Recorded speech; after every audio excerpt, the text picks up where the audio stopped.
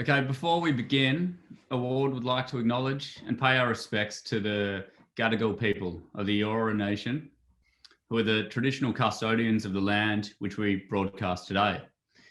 Award would also like to acknowledge their culture of storytelling through art, dance and music. And we pay respect to the elders past and present and future on other lands throughout all communities who might be participating today. On behalf of everyone, welcome to The Work Behind the Work. I think it's the 4th edition of it. And before we begin, we've got a few housekeeping rules. This presentation is being recorded. So if you'd like to drop off, leave now. Put your pants on, take off your masks, or just simply turn off your cameras. There is going to be a Q&A in the comments during the presentation. So just as it's happening, leave your questions and we'll get to them at the end. You all know where the toilets are. All right, so the work behind the work is just that. It's work that went into making great work and a rare opportunity to hear firsthand, what goes into creating some of the best work in the world that happened right here in Australia. Today's a really important one too, because the work that we're seeing today started from a pitch, and we'll get to see the inner workings of what went into the pitch and then what resulted in the work. And it was amazing work too from BMF for Come Down for Air, which I think Matty called out before. It might have been a typo in the line. Come up for air. But it's great work. And so joining us today, we've got Matty and Dave from Google. Matty and Dave worked together for over 20 years across different companies and countries. Most of you would know them.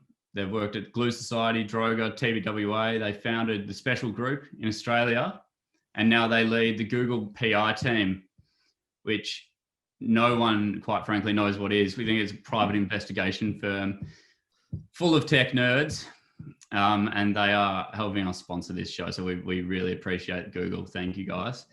Guys, do you want to give us a bit of a background into today's work and who we're meeting and who's taking us through it? Sounds fantastic. Thanks for that, Ant. Well, firstly, thanks so much for having us back. I'm incredibly excited to be a part of this. And I think when you look at the work that we're talking about this week, what a breath of fresh air in a pretty stressful and weird environment that we're all now living in. I vividly remember when I first saw it, I was like, all right, that's where I'm going when this is all over. And hopefully earlier, if possible. So let's jump into it. I might start by introducing two of our first presenters, and then I'll hand over to Matty. And I'm going to start with Loren Bradley, the phenomenally talented EP from FINCH, mentor to emerging film practitioners and one of AdNew's top 30 emerging leaders. And also Alex Derwin, multi-talented CCO at BMF, who is just as comfortable making documentary films as he is creating award-winning comms campaigns like the one we'll be looking into today. Matty? Yes, I have the pleasure of introducing Christopher Riggert. He is heavily awarded, needs not much of an introduction from me at all. He's extremely talented and chameleon-like from FINCH. Amazing director, has done a lot of work over the time. Just before they jump on as well, Ant mentioned the questions. Please, as they're talking and things pop into your head, add them into the Q&A, because what we've found is the better the questions, the better the conversation that spurs. So keep that in mind, and welcome Alex, Loren, and Chris. Defer like magic. Hello, everyone. Reveal. I'm never going to be able to look at Christopher Riggert the same way again. I'll probably look at you more fondly now. I can see Carl Sanderland's face. So He's welcome. got a Rolls Royce. What are you driving these days, Chris? Something very humble and yeah. Well, hello everyone. This is kind of weird because I can't see your faces. I'm assuming hundreds and hundreds of people are flocking to watch this. No one's watching this, Alex. And I know there's some people down in Tasmania who are watching this. Our clients are watching this too. So hello to you guys. Hopefully we don't say anything too politically incorrect for you. But yeah, welcome everyone, and thank you for inviting us. Now I'm going to share screen. Hopefully this works. Okay, so we're here to talk about Tourism Tasmania and the long and windy road to simplicity, I guess, is what we've called this. Advertising campaigns are very perilous things, you know, all of them pretty much have bumps along the way. And sometimes when you look at this campaign, you go, oh, it feels like so easy. It feels like just so, you know, there's not many moving parts to it. So you'd kind of assume maybe that it was an easy thing to get to and it was an easy thing to produce. But, you know, it was pretty much like most campaigns. It was quite hard. There was lots of trials and tribulations along the way. But I think we were really, really lucky with the fact that we were all heading in the same direction, and we ended up with something really good. So I'm going to take you through the process that it took to get to the idea, I guess. And this may be different from some of the other presentations that you'll see on the work behind the work, because this one actually started with a pitch. And the rhythm of this was kind of like pitch, pitch, pitch, pitch, pitch. Stop, think about it for a while. Production, production, production, production. So it was like very much in three parts. We'll take you through all three of those parts because I think they all deserve a little bit of explanation, but primarily these guys, Loren and Christopher, will take you through the production, because for me, none of this would have been possible if we hadn't had the right production partner involved to understand the sort of the nuance of what we were trying to do. Okay, so the first part, the pitch part. So it's almost a cliche to say that pitches are kind of imperfect for coming up with the best work. You don't get time to immerse yourself in the product properly. You don't get time to build up trust and rapport with a client properly. And often the idea is that's picked, it hasn't been picked for its creative merit, it's been picked for some other reason, or the agency's picked for some other reason than the work. But what was clear when we pitched to Tourism Tasmania is that they wanted good work. And that, I guess, is the thing that really kickstarted all of this off. So personally, I don't mind pitches, because there's a focus and an intensity to a pitch, which means you have to rely on gut instinct a little more. You can't second guess too much because there's no time to do that. And the interesting thing about this pitch was it was actually over Christmas, so we had no distractions. There was only a handful of us in the office to do this pitch. So we were really, really focused and really determined to win this one, and luckily enough we did. So just a bit about the process of the pitch. A lot of planning these days, a lot of strategy is desk research, is theory, and as I said, you know, there's often not the time to be able to actually go out and experience a product or a service the way you really should when you're tackling a brief. But we were very, very determined, our CFO less so, but we were very determined to go on a trip to Tasmania and to experience it for real. We'd all been to Tasmania before, and we all had a perception of Tasmania, but it's different when you go there with like a purpose in mind, and the purpose is to try and really interrogate a client's brief. You know, really go, is this really what's different about Tasmania? Is this really what we want to communicate? And essentially, like, it became really clear as soon as the doors open on the aircraft in Hobart, and the wind kind of blows, and there's a freshness in the air, and there's oxygen in the air, and your kind of shoulders relax, and you suddenly feel different. You feel like you're in a different place. It suddenly became clear, maybe not what the idea was at that point, but what the feeling that we wanted to represent in the campaign was at that point. And that sounds a little bit fluffy, and maybe it is a bit fluffy, but I think creating a feeling is a really hard thing to do in a short time space. short space of time. But so it was a really important thing for us to do was to come back with that feeling and to know that that's what we needed to translate with our work. And the way that strategy sort of summed up was an antidote to modern life. And that's probably true of any holiday that you go on. But if you've ever been to Tasmania, you can definitely vouch for the fact that it's not like any other place. That it does feel that you've got a bit more time on your hands. There's a bit more space there. The people have a bit more time for you.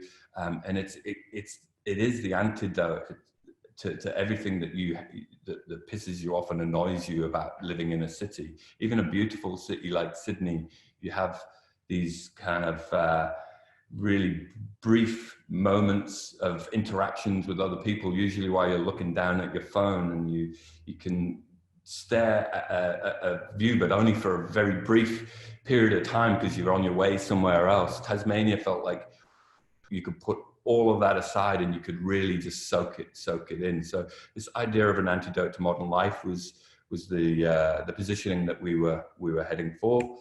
And then this other piece of information was also really vital, was when the wind is blowing in the right direction, Tasmania has the cleanest air in the world. So there's a weather station down there, which when the wind blows off of Antarctica, it blows through the freshest air in the world. And it didn't really mean much at the time when we found that piece of information, but we kept going back to it, going, it's great when you've got something really factual, when you've got a nugget of information that you can kind of lean back onto when you're losing your way somewhat, and you go, no, but this thing's real, it's factual, like it's important, it matters, it's true. So this was another sort of tidbit of information that went into the brief. And then, that information, from there, it became very clear that we knew the feeling, we knew what we wanted to convey, we knew we wanted to do it in as sort of light touch of a way as possible. So it was all about the end line at that point. And we had maybe 2 or 3 teams writing end lines for 3 or 4 days, all dancing around in the same area, trying to nail this thing down in as brief a sentiment as we possibly could. And we had lots and lots of good ones, but this one instantly landed for us. It's so clearly, instinctively, gut feeling it's right. And it's not until you start pulling it apart and trying to understand why it's right that you really start to see the power in it.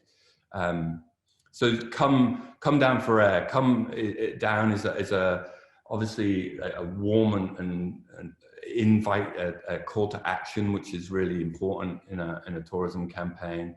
Like the word down, interestingly, it's not a typo. It wasn't meant to come up for air, as Matty joked about before. But it's that the fact that geographically everyone is going down to Tasmania, so it sort of lands as a truth.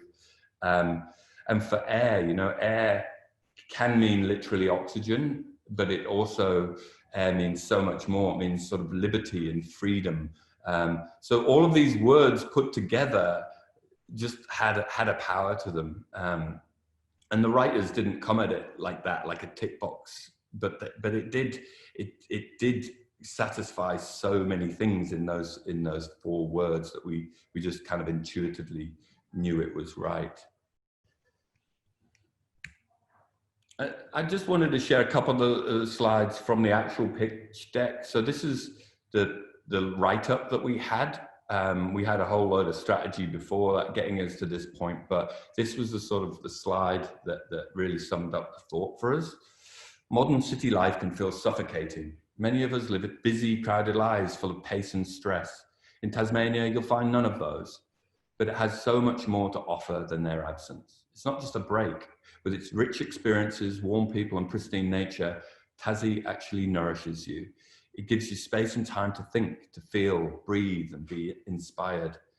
It fulfills an essential human need. It gives you oxygen. Tasmania come down for us. So this was the reveal of the idea in the pitch. And you know, when you're delivering in a pitch, you really want the client to go oh, and gasp and go, it's sold, it's done. But you know, that never happens. But you could tell in the meeting that this landed really well. And I think at this point, the client may contradict me, but I think at this point we had it won. You know, when we revealed this line to them. Another big part of the pitch was just the reference. I think often tourism advertising is a trope. The photography looks the same, the editing looks the same, the characters look the same, and we were determined that this was going to be like a breath of fresh air art directionally. So we spent, I say we, the art directors, our editor, our internal editor, spent a lot of time in the pitch really researching for local photography and local filmmakers, local cinematographers. Tassie has so many good creative people down there, so we wanted to test this line out on as many shots as we could. So we whizzed through a sort of proof of concept for the client using local geography. Just really sort of, I use this word in the pitch so much I really bored the client, but visceral, raw, almost abstract imagery. People, you know, that Tasmania has this magic and this mystery to it. So, you know, we can show a windy day and a kind of ominous sky because it feels true to Tasmania. We knew that action sports and the outdoor pursuits were going to be big for them, so we showed them that. This photographer, Adam Gibson, who took this shot, also took the shots for a lot of the pitch, so a lot of the stills, and I would definitely recommend using Adam if anyone has some kind of photography needs. Accommodation, this is the Pump House Point. Like, it's a really simple, unfussy image of a beautiful piece of architecture.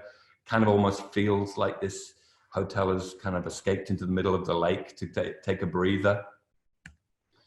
And then this shot was, you know, we actually ended up using this in the campaign. We covered up all the butts, but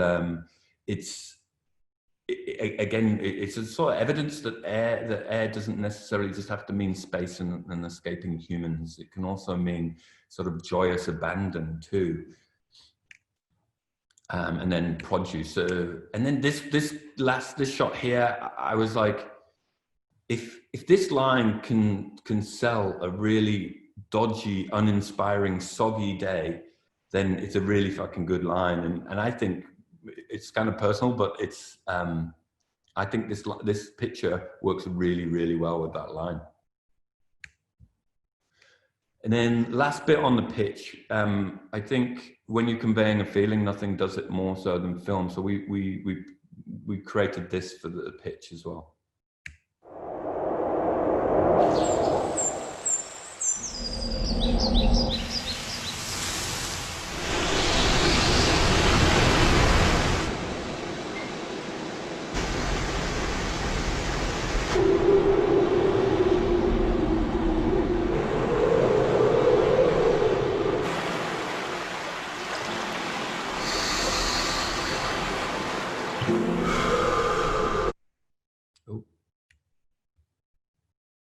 Apologies, that was my bad.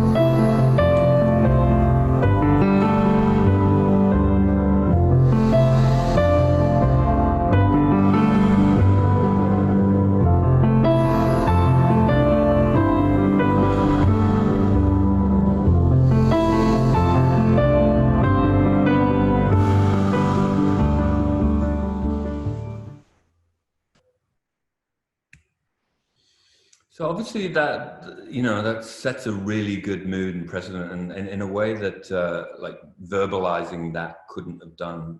But it ticked a lot of the tourism cliches, like let's get all of the experiences, all of the people, let's get the food in there. And we were determined not to do the montage ad. So that, it was a great mood film, but it was limited. We didn't want to make that as the ad. I'm going to skip the radio because I'm running a bit late. Just to say that we actually made the radio ad that we pretty close to the one we ended up running. So this just getting into the detail of the execution on this was really important to us. Okay, so part two, the protected middle part, which I'll try and keep super short. Essentially, I guess the maxim is you don't run the work that you pitch with, because pitches aren't ideal for coming up with the best work. And I would say for the most part, that's true. Because it all happens so quickly, and you're constantly worried that you haven't had enough time to really sweat the details on the scripts. So it's often not the best way to come up with best work. But so we agreed with the client when we got through that we got a great idea, but we could maybe get to better execution. So we went hunting for more work, for better scripts, for better executions, for non-traditional executions. But what we realized in that kind of search for better was that everything kept pointing us back to the simplicity of what we'd come up with in the scripts that we had in the pitch. And this phrase was something that stuck with me, and I probably bored a lot of people saying this through the process. I know Dave Fraser, and myself use this a lot. But what we were searching for was a break from the ad break. Context was everything in this campaign. We wanted to literally have people relaxing when they were watching this, compared to the Bingley ad that was before it and the Bunnings ad that was after it. It's a moment of calm and a break in the ad break. I'll hand over now to Loren and Chris to talk about the production part, because I guess, as I said at the start, it was a really hard thing to treat on, probably because it was all about minimalism and reducing the elements down. And one thing that Chris got straight away was the fact that we needed to be nuanced and detailed, and we didn't need to add anything to it. Great. So Christopher, do you want to talk through your kind of approach? Yeah. I mean, I think, I have a different, kind of intersecting point. Oh, my dog just started barking. Intersecting point of where I meet these ideas and these thoughts from you guys that you've got obviously put a bunch of time into. So I think, the interesting thing for me is to come at this, kind of when you've already done a bunch of thinking, and I get to start to feel it already, So one of the interesting things was, I think, the tone of these things can be developed, and sorry, I don't know.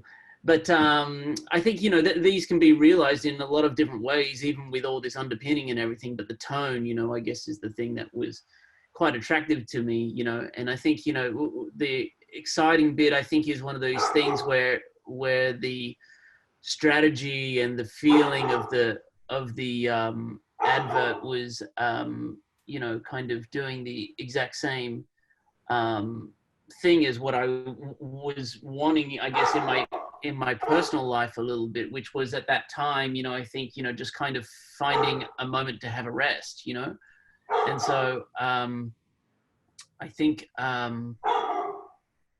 don't know how long this dog is going to bark for. With everyone.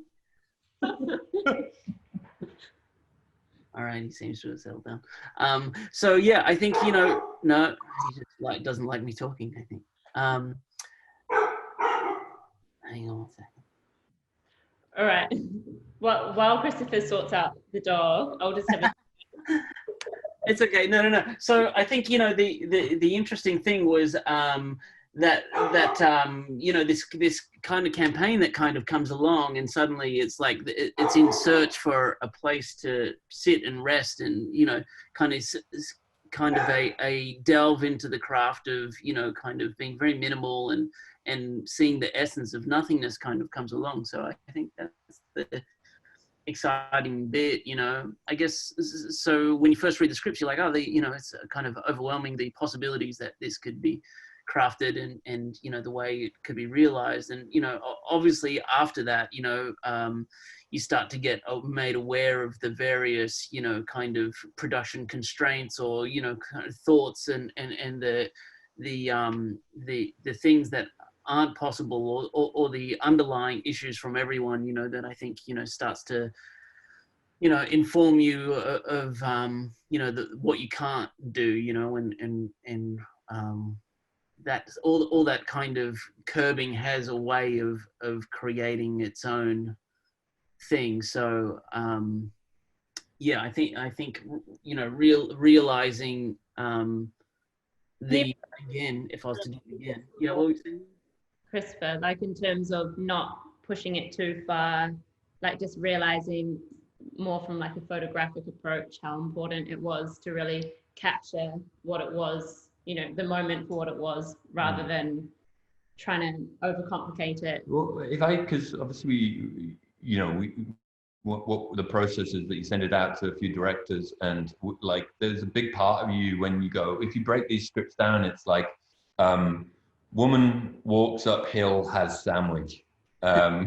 It's like people go for a swim in the morning, or it's people eat pie in rain. Yeah. And they go like, you know, obviously the scripts were a little bit more detailed than that, but it was a challenge for directors to go, shit, you know, I just need to make this look beautiful, and I need to make this look perfect and idyllic and an escape. And one of the other challenges was also that we weren't actually going to all the top places of Tasmania. Like, it would have been easy to shoot at Cradle Lake. It could have been, you know, easier to shoot at certain areas like Mount Wellington, but those weren't the areas that actually needed tourists. So it was definitely a challenge to try and figure out how to make Tasmania look ideal, and for you to go down and travel to Tasmania, but also go film in areas that don't generally get the tourists. Well, I mean, I guess that to expand on that point a bit, the truth is that Tasmania, like if pre-COVID, was doing so well for tourism, but they were often going to the same places because there's some really, really beautiful spots there. But what we needed to do was make sure that we were dispersing people into the lesser known areas and getting them to discover parts of Tasmania that maybe weren't on all of the postcards. So we had to make those areas, give those areas the time and the beauty that they deserved. Yeah, And totally. yes, I think the other part of that, which you were starting to raise as well, in the idea of, you know, wanting something beautiful in the beginning, you know, and what does that mean? I think it means something a little different to everyone, you know.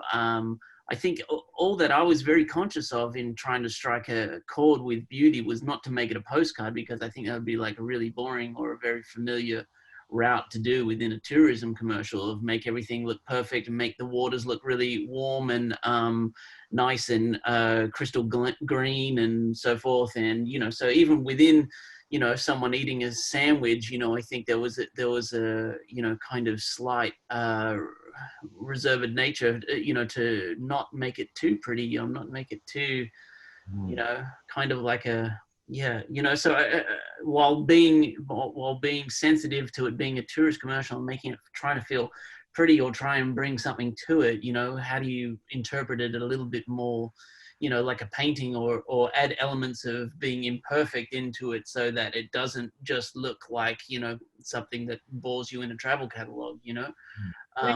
Pretty naive as well. Like Christopher and I, when we went down, like, yeah, we'll just go, you know, scout for a week and find our locations, and realized trying to get around in Tasmania, with the windy roads and, you know, how much time we actually had to spend in the car finding those locations that were accessible via car, because it's not like we could just jump in a chopper and head up to the top of a mountain with all of our equipment.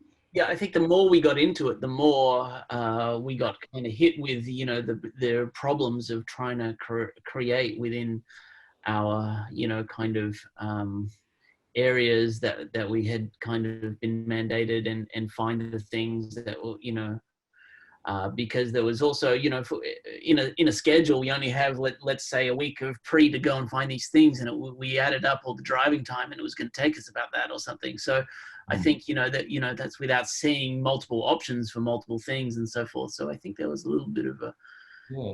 The other point there is like legitimacy, like as a government organization, who has to do the right thing by local suppliers. You can't just manufacture a pie maker somewhere that there isn't a pie maker. You can't just you know, place these things where, like, conveniently, like you would on a normal production. They have to be legitimate local things, right? Like, and that was part of the challenge, finding a pie maker in a beautiful place. Yeah. That was in one of the regions, because we couldn't have like two in one region. Yeah. And at the time we were like, no, it's like the impossible brief, but it kind of all just rolled out in such a lovely way. And the funny thing would be on Google Maps and be like, oh, let's head up to Stanley, because there's a pie shop that has like a crayfish sitting on top. So we'd drive like 4 hours to get up to Stanley, and then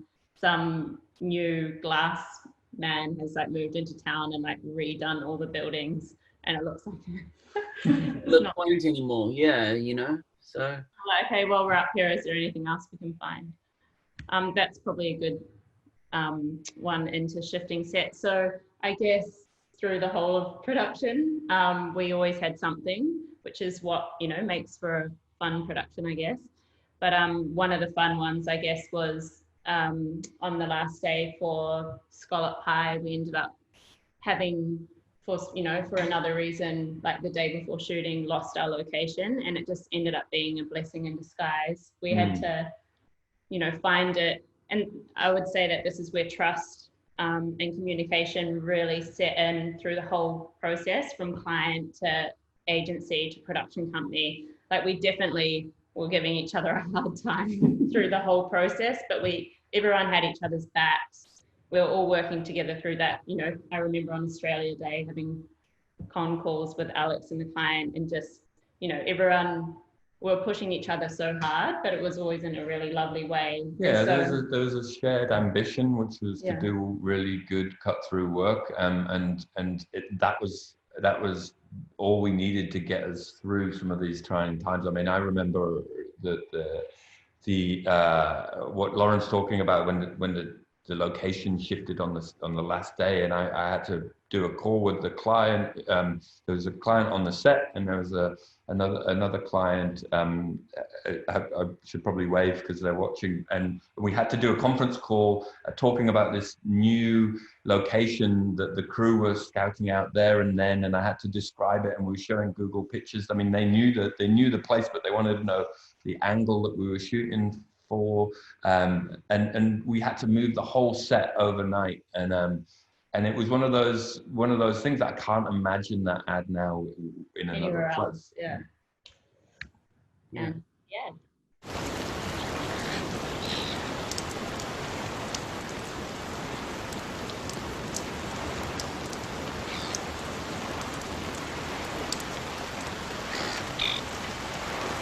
The scallop, often reserved for restaurant appetizers and fancy dinner parties. But down here, it's best served takeaway, in thick, short crust pastry. The kind that finds its way into every nook and cranny.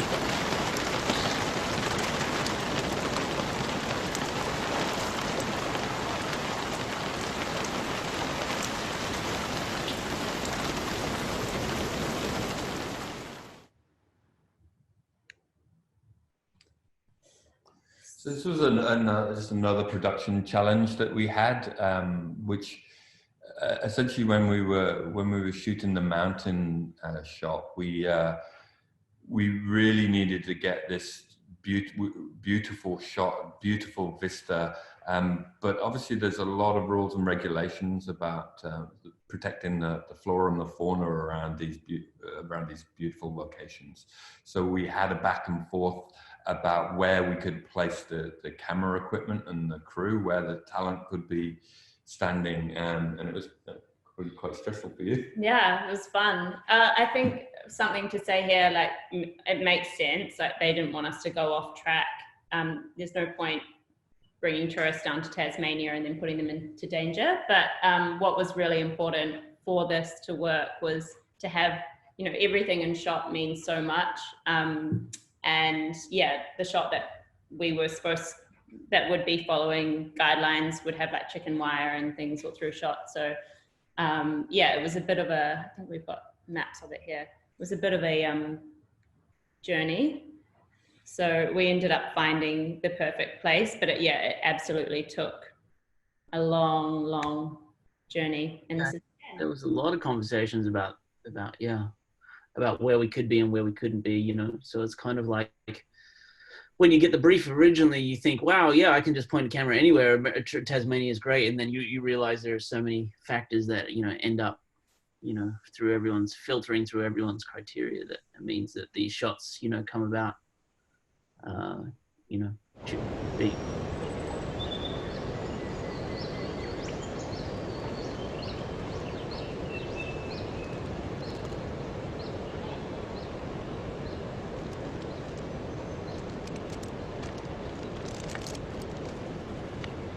Some people might push on, eager to reach the summit. But what's wrong with nearly there? The views aren't half bad. There's always a seat. And if you turn around here, you'll make it back for happy hour.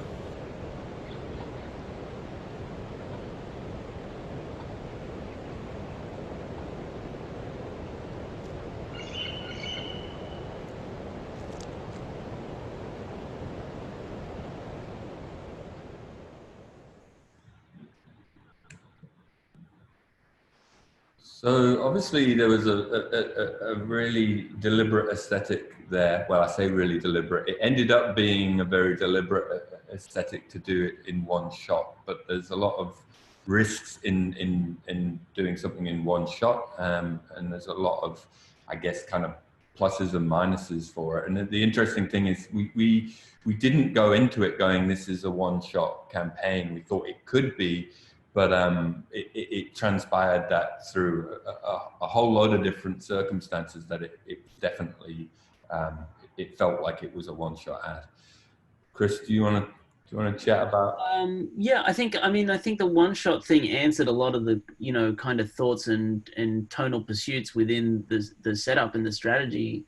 You know, I think this kind of creating, you know, to your slide earlier on, you know, taking a break from the ad break, you know, it's kind of like, how do we create this feeling in 60 or 30 seconds or, you know, whichever, that really feels like, you know, kind of you're in Tasmania, you know. So I think, you know, the difference from, say, the mood video, you know, compared to what happened in the end, you know, is kind of that, I guess, you know, we kind of jettisoned a few, oh, my dog loves me talking.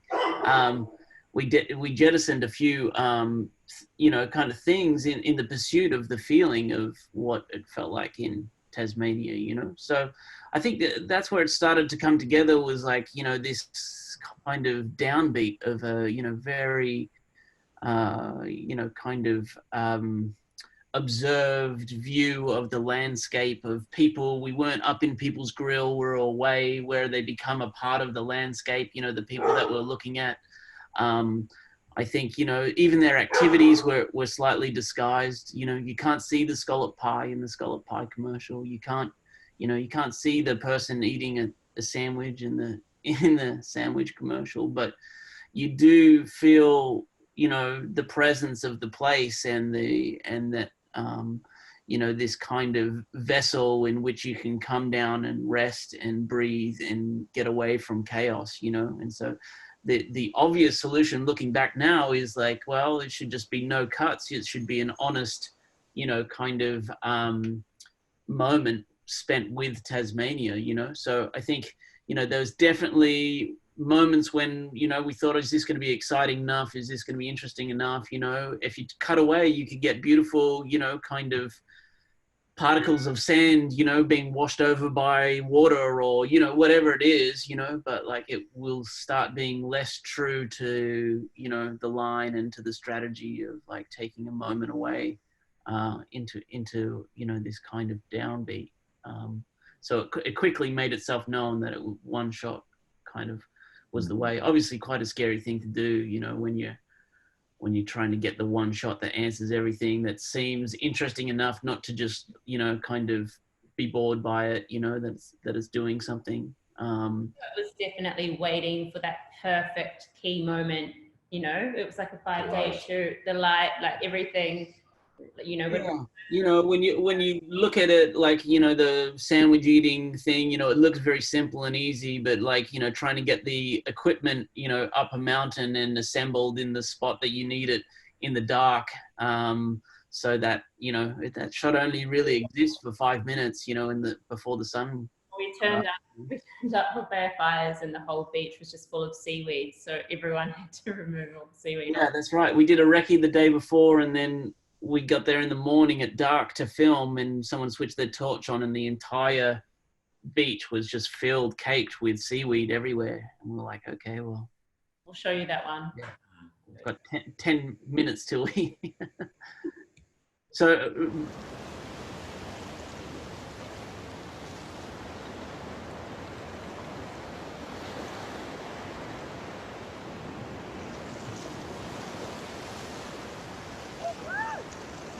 Dawn breaks to the sound of stretching knicker elastic. The soft light is kind to love handles and ill-conceived tats. Human squawks fill the air as icy waters kiss nether regions. These rogues don't have a care in the world. Nor do they have a towel.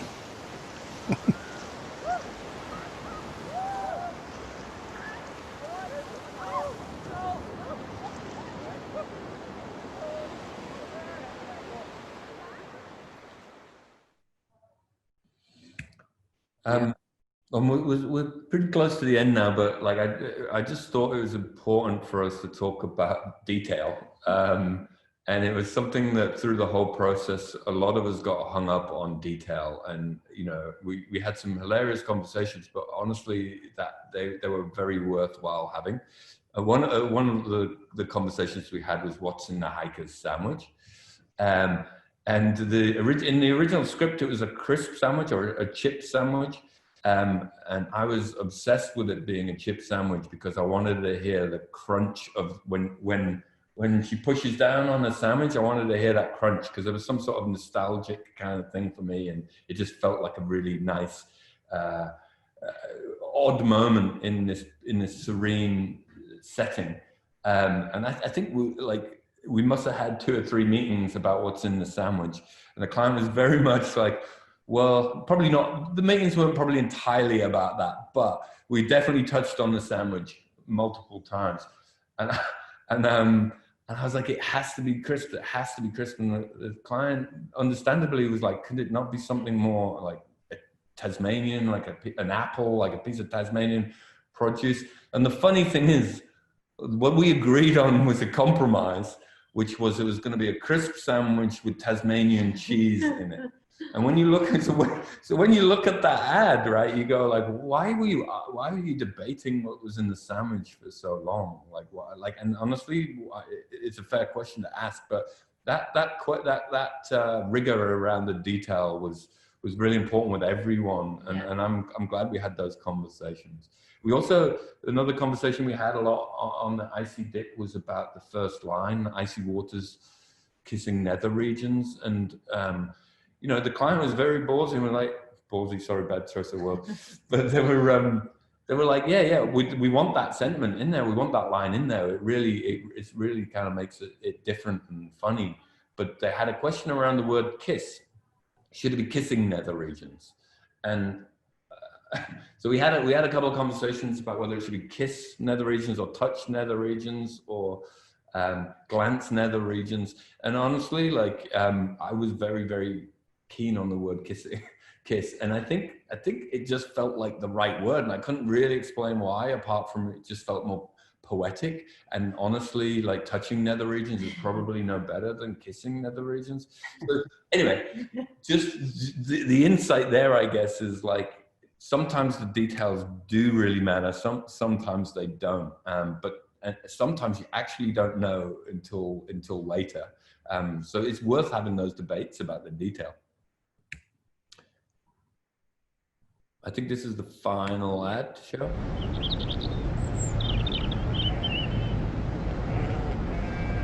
It turns out a recycled clothes dryer, Aunt Judith's pool heater, and a meat grinder are the key ingredients for making a world-beating rye whiskey. Time for whiskey? Yeah. Visionaries still knock off around 5, though.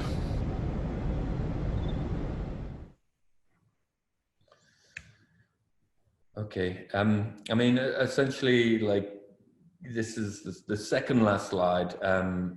We were going for feelings, and I think what we did got to feelings, and it was a long and windy road to get there. But I'm really glad that we got there. I'm really glad that it does actually live up to the promise of being a break within the ad break, and that you can't watch those ads and not feel a little bit more relaxed. And that's a very true sentiment of when you visit Tasmania. So I think we struck a chord, and that's because, as I said before, agency, client, production company, designers, strategists, creatives, music, sound design, everyone was going for the same thing. And there may have been some odd conversations about nether regions, but we got there. So we were just asked about like 3 key sort of takeaways, 3 key learnings from this project. And the first one here, context is everything. For me, context is something we forget about as advertisers all the time. We focus on just getting the ad through the system, or just getting an ad that is going to appeal to our boss or our colleague, or we forget about what the consumer's going through when they're watching a commercial or experiencing a piece of marketing in the real world. And we forget about what goes before and after it, and that the fact that everything is often shouting at the same decibels. So the simple act of being a little bit quieter in that environment makes you stand out. So that's a key learning for me anyway, that, always think about the context of where your work's going to appear. Feel overthink. We did a lot of thinking and a lot of overthinking in this campaign, but it was all directed at getting the right feeling across. And I think emotions, I think a strategist told me this, feelings go through thinking like Frank Bruno, like Mike Tyson goes through Frank Bruno, meaning that like you can think all you like, but a feeling will hit home a lot harder. So always go for the feels. And then this one, I guess, is sort of evident with the whole production. Simple is actually really hard. When you're dealing with minutiae and small things, and when you're trying to be reductionist and minimalist, it's actually really hard to ignore the urge to add something, to add a joke here, or add a filmic technique there, or add a piece of messaging, so we worked really hard. Everyone on this worked really hard to keep it simple, which I think we managed to do. And then finally, we just wanted to say thanks to everyone involved. There was a whole load of people. Everyone from Tourism Tasmania were sensational on this journey with us. And, you know, you don't know all the answers straight away, so you have to take a leap of faith together. And we all did that together. So everyone at BMF, loads of designers, strategists, producers. Emma Friend, if she's watching, was fantastic on this. Finch were great, thank you, Finch. And Clem Sydney actually worked on this campaign with us, which could have been contentious, but they were phenomenal. You know, they made some content and some digital executions, which were also fantastic and fed nice and cleanly back into the bigger idea. We loved to work with those guys. Rumble are always fucking awesome. Initiative, the editors, Atticus, and Adam Gibson, as I said, amazing photographer. Check him out for sure. And that's us. Thank you. And sorry we went a bit over. Thank you, guys, for the great presentation. And not many questions, really, but I'm sure we will dig up a few. But it was just so simple what you've done, and it was so perfect that I don't think you've overcomplicated anything, which is the key to this campaign. Matty, did you want to start by answering that first question we flagged? I don't want to answer anything because I think we've got Alex and Loren and Christopher on the line who are much well suited to answer these specific ones. But I have a question myself. Right before I say this word, wow,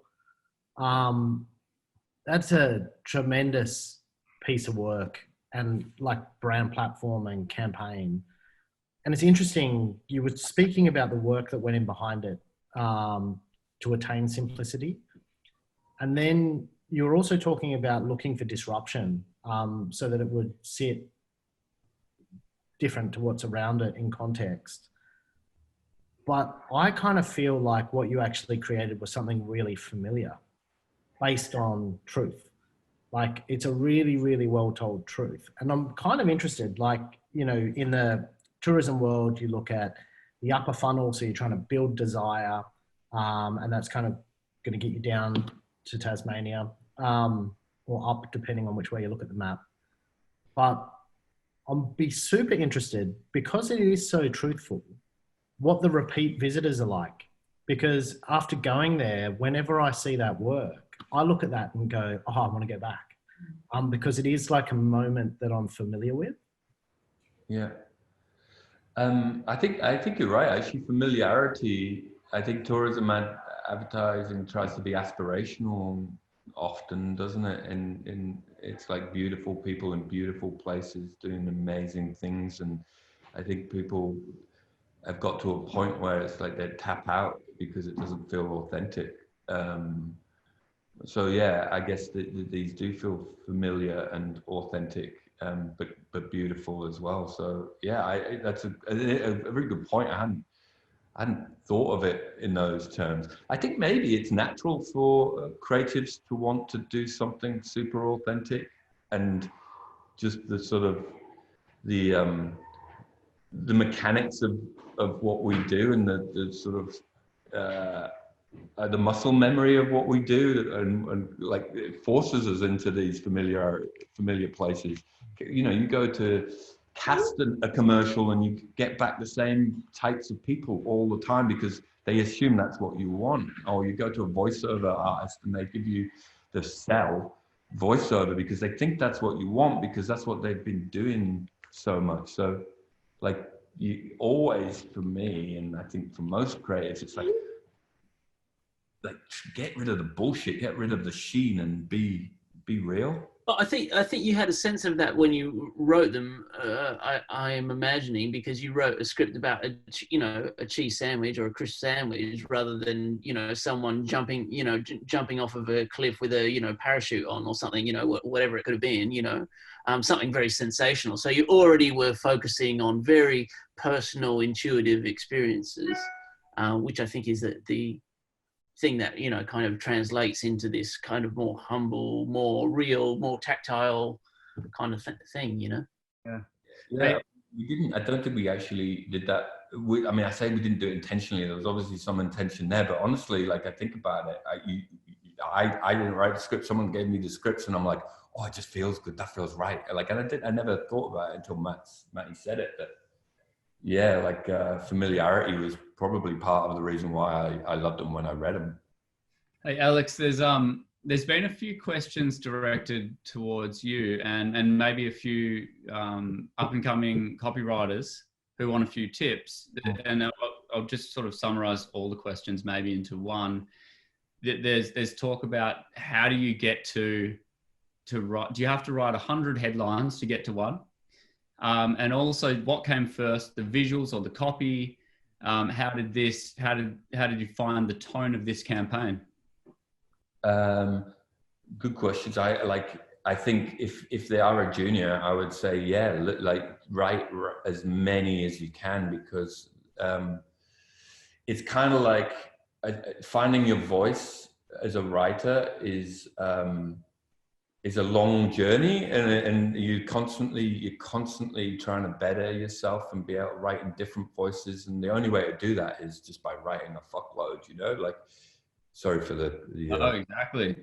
But and I think so. Maybe not. Maybe don't put down 100. Maybe like double figures. Maybe go to like 80. Like write a load, and then go. Okay, I'm spent, and then go back to it and pick through them and go. There's something really good in that, and then rewrite that one 10 times. Yeah. The expression right, and it's a sort of, I think writers outside of advertising understand that writing is rewriting, that you have to go through drafts. Even with a headline, you go, there's something in that, now I'm going to rewrite it this way and that way and that way and that way. And that's, I think, honestly, the craft of that is something that I'm going off on one now, but is that we sort of lost a little bit. It's like, just write a headline, spend half an hour on it, you should get to something. It's like, yeah, you will get to something, but yeah, I would say write a shitload. Well, I think the difference with this is you had to find the tone and immerse yourself in that tone from the very beginning, because it was a pitch, and you went down there and you tasted the pie and experienced it. That's the beauty of this. And yet it doesn't really matter how many you wrote. It's just how far you got into that wormhole. Yeah, well, it's interesting that the writing has been a question has been asked about the writing, because there was a part of me wanted to have no voiceover on this and no headlines in this, to do that sort of reductionism thing, like just have the end lines. I didn't write it, so I can say this, like the end line's so good, I just wanted to get everything else out of there and have a visual in the end line, a TV ad and an end line. I actually think the TV ads would have been a lot poorer if they hadn't had that charm in the voiceover now. But the tone of this it was writing, but I think first and foremost it was feeling, and the feeling came from the visuals more. If you were gonna take one led this thing, it was the visuals, I think, led it more than the writing. There's something wonderfully intimate about it in all those regards.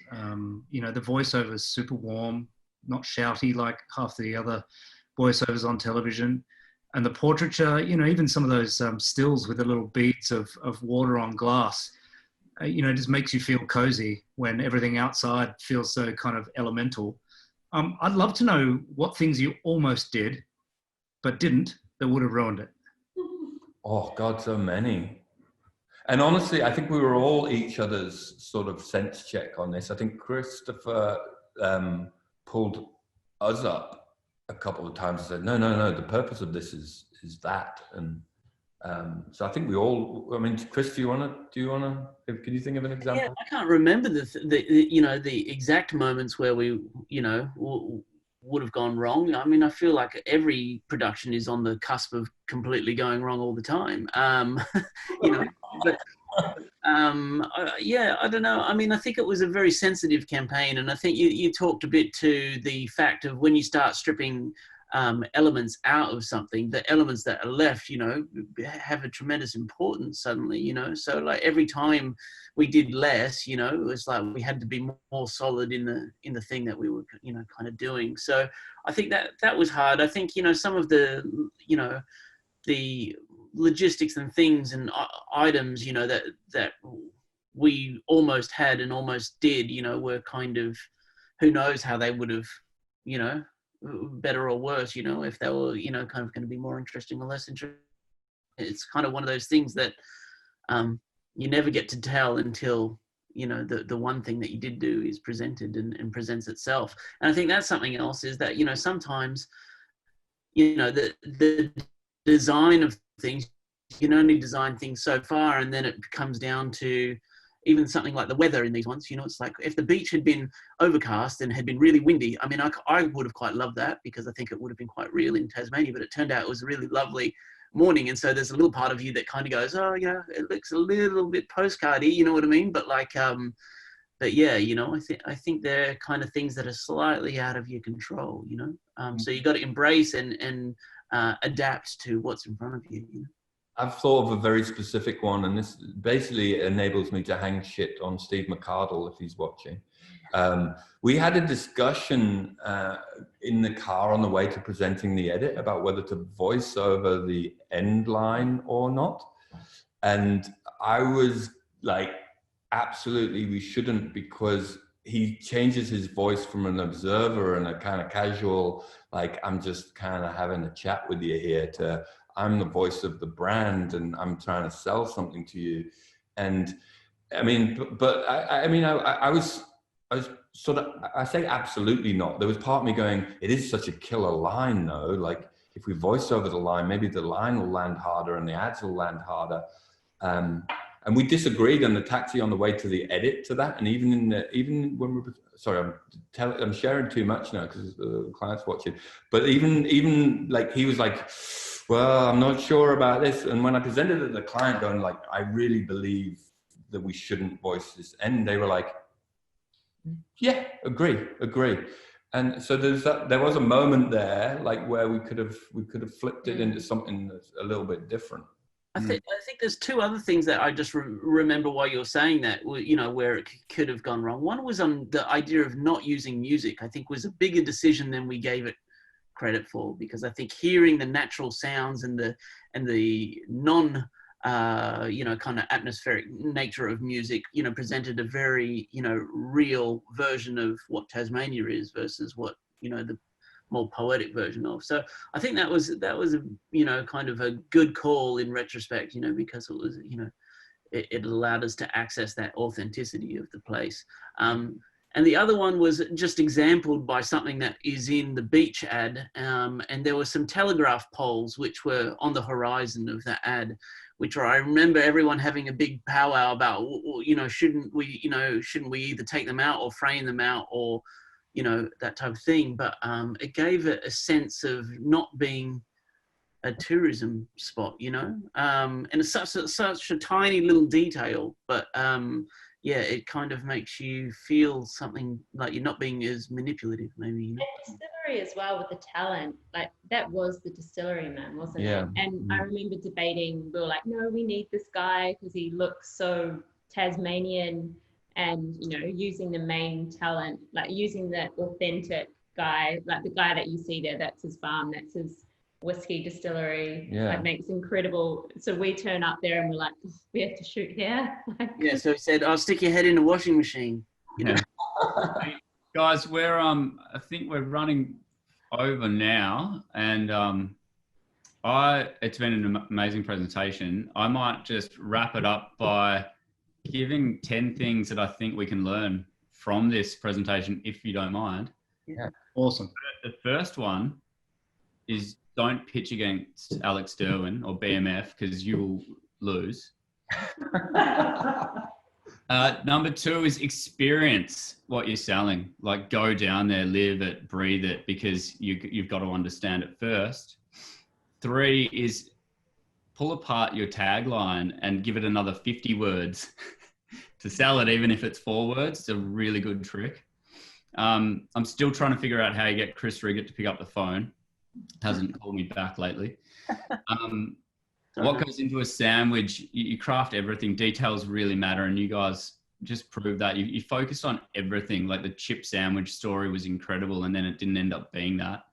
But then you simplified everything too. Like you had a lot of conversations, but simplified everything down to just perfection and beauty. 3 more. 7, context is absolutely key. And you even considered the placement of the ads, and having a break from the ad break was just genius. Like this campaign looks really simple, but it's just not. It's just so many things have been thought about, and that's what like perfection of simplicity looks like. Number 8 is Kyle Sanderland has a very noisy dog. Number 9, book a holiday to Tasmania as soon as you possibly can. I'm stuck in Melbourne and I cannot wait. And number 10 is the world needs clean air and more campaigns like this in Australia. Thank you guys. It's so insightful and so refreshing to hear it from you guys, how you did it, especially for some of the younger teams out there wanting to sort of make a break, or even myself learning how to do it from you guys. So it's been a real pleasure. Thank you. Was there anything else, Matty and Dave, or Alex, Loren, Chris, that you wanted to close out on? No, I reckon it's a wonderful wrap up. That was great. Just thank you for getting us involved, and thank you for giving us so many awards. No problem. No problem. More to come. Thank you, everyone. Thanks, Matty, Dave, Google Award, everyone. Thank you. Thank Good on you. you guys. Well done, guys. Well done.